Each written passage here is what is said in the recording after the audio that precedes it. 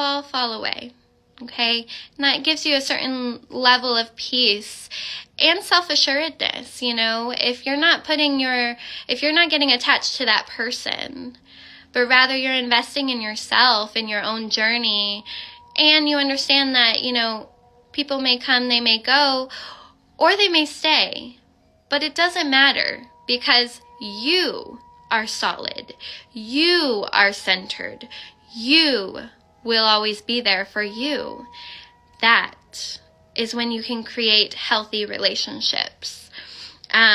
So essentially, meditation rips away this veil, this delusion that the mind has created, this delusion of separateness. When it comes to the ego, we begin to realize through meditation that our reality is just an extension of our thoughts. So if we have negative thoughts and we are reacting to the world coming from that, responding to the world from that place, our reality is going to look very different than someone who is facing the world from a calm and understanding perspective. Also recognize that insane, incessant, talkative voice in your mind that never stops is not you, okay? It is the ego. And the ego is there with all our conditioned beliefs and perspectives that people have put on us our whole life.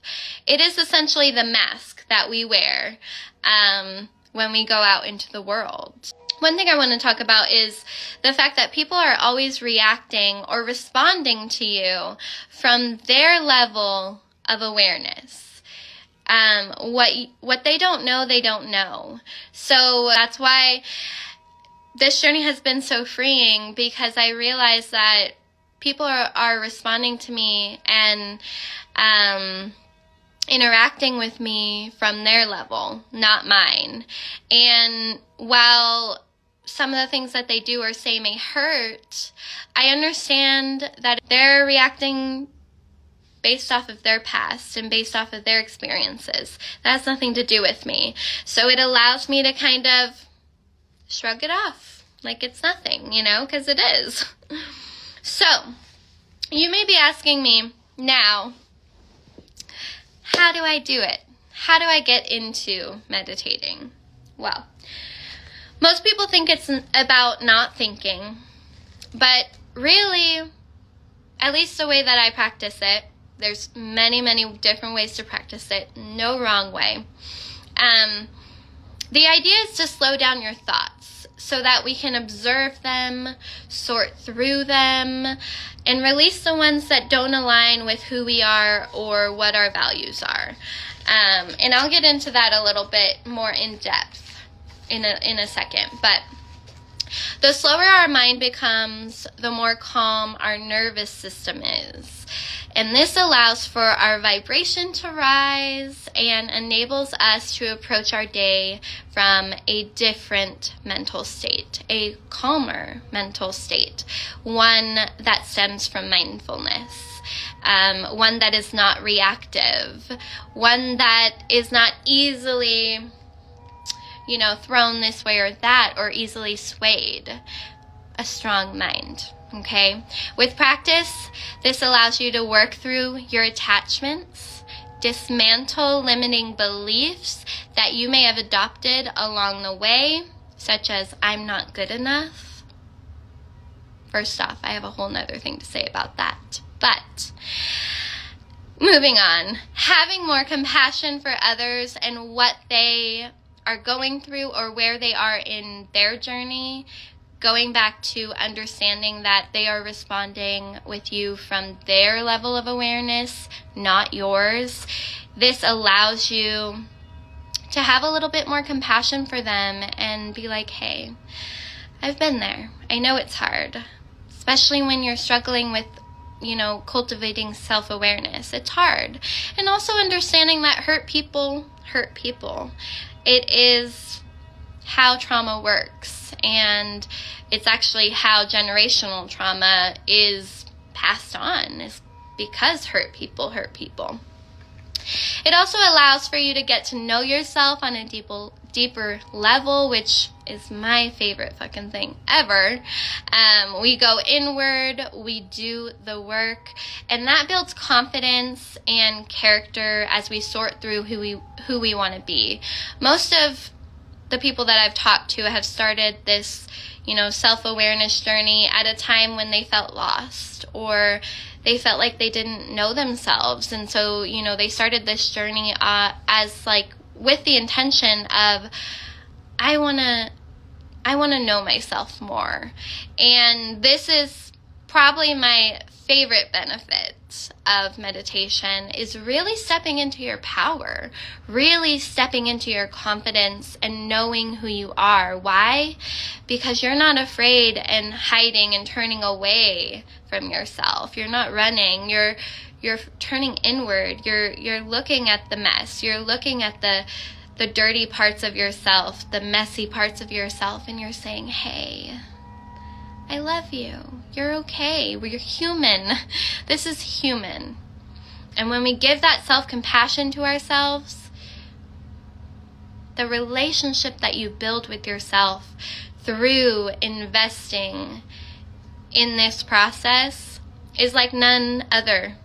You will never have a better relationship, and you will truly become your best friend.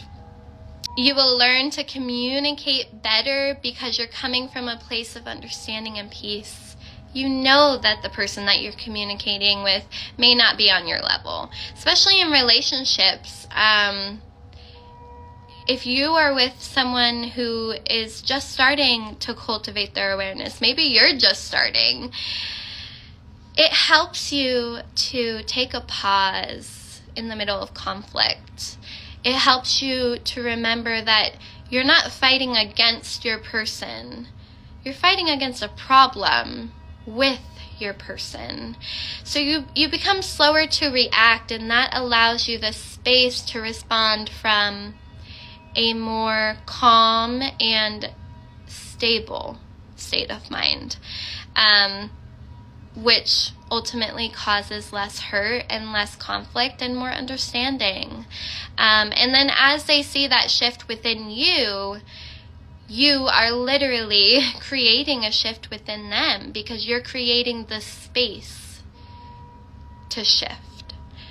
If you don't first cause something different to come into their awareness, they're never going to have that opportunity to see the difference, And then lastly, ultimately, you become in control of your happiness, because you start to understand that happiness comes from within, and it's a current state, even when you're feeling heavy, even when life gets hard and things happen, and maybe you're not feeling happy, you can still go inward and find peace. And that peace is enough to hold you until you can get through the storm. You know that there's a bigger purpose. You understand that this storm is here for a reason, because it's supposed to teach you something. And by cultivating this awareness, you're able to look into the storm, and instead of being resentful that it's occurring to you, why me, you're curious. You become curious about, what is this storm trying to teach me? I know I will repeat this storm until I learn the lesson. So, yeah, I feel like it allows you to have a constant state of happiness, even when you're not really happy, at least a constant state of peace, for sure. I want to talk about limiting beliefs. The one that I said earlier, I'm not good enough, okay? If it were me and I was practicing and I was coming into my meditation with this feeling of anxiety, which has happened with me. I have moments where I'm experiencing